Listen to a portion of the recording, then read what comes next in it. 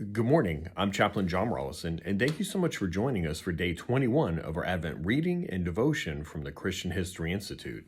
Today's reading begins with a passage from the Gospel of Matthew, chapter 1, verses 22 and 23.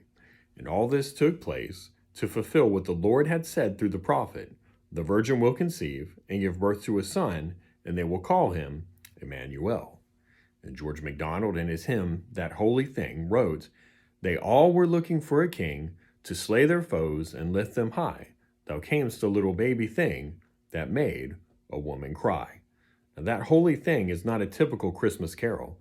MacDonald reminds us that holy is not always comfortable, let alone predictable. We want holiness to sweep away ills and to be cozy and Christmassy too. But holy does not avoid pain or difficulty, even while making a way for good. It facilitates vulnerability. It usurps assumptions. It invites, sometimes even causes, tears.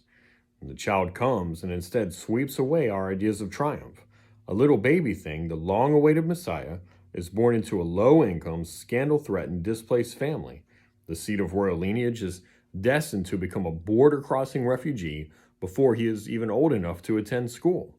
Instead of conquering the opposition and asserting the rights of people, he arrives as a helpless infant. This is real flesh and blood breaking forth via real sweat and tears into this real dust and mud world of his own triune making.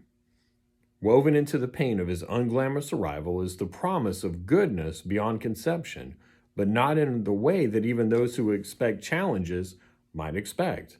Christ asks not for political strength or financial security or even familial ease. Rather, he asks that we welcome weakness, embrace the uncomfortable, step into that which may hurt, and promises that throughout he will be with us. Emmanuel's chosen identity pledges always this, that even huddled against cold or tears, we're never, ever alone. I pray this brought you hope and encouragement this morning. Christ is always with us. We're never alone. Until tomorrow, I'm Chaplain John Rawlison.